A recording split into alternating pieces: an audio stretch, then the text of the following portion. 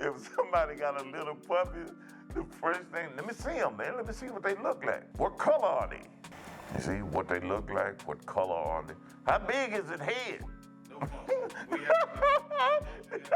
You ever talked about no function at all? Let me see how big the mama's head is. How big the daddy head is. How tall they is. How much they weigh.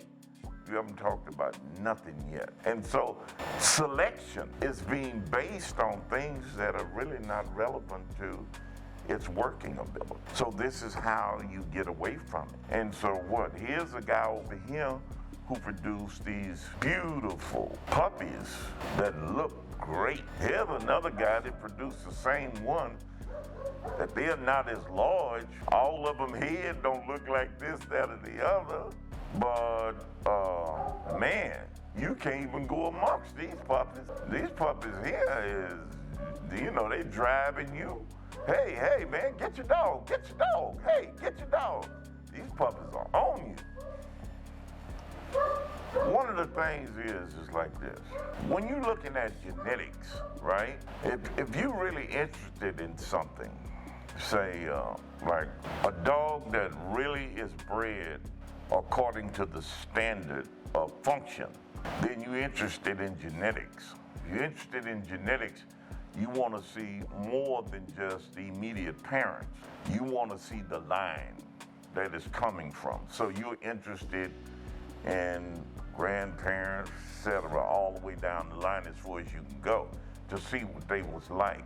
In order to get some kind of idea of what you can expect out of this particular line, what is more pronounced, what seems to be coming through with consistency through this particular line that's attractive to what you want.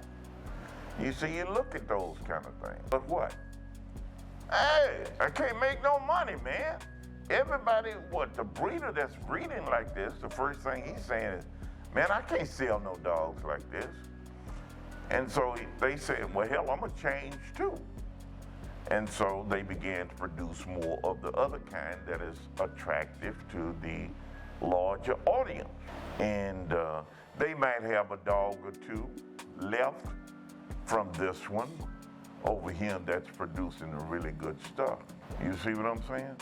So it's the same way. It all has to do with the preference of people and how they are persuaded. I have seen German Shepherds that, bro, let me tell you something. When you get them, as puppy, you were constantly dealing with trying to manage them. People would say, man, I don't think I want this puppy. And they take this puppy back to the breeder and say, well, I think it's a little much for my family. And now you've seen it, just say, I move up here to Malinois. And the Malinois are very sensitive. People are saying, hey, that's just too much dog for me. I've had Malinois coming here 4 months old, and people are just bit up all over their arms, all over their legs. They say, Mr. Laws, you gotta help us with this dog. I don't know what's wrong with this dog. They love it, they don't wanna get rid of it, but they can't manage it because they don't know how to handle it. And so you get a lot of trainers like we do. We get a lot of these dogs like this, that your everyday person, they're just too much for them to manage. And so breeders recognize this. So what breeders try to do is downgrade in the breeding of these animals because they make so much money selling them that they try to downgrade and produce an animal that's more manageable for the public. You see what I'm saying? You get less dog, but more manageable for the public.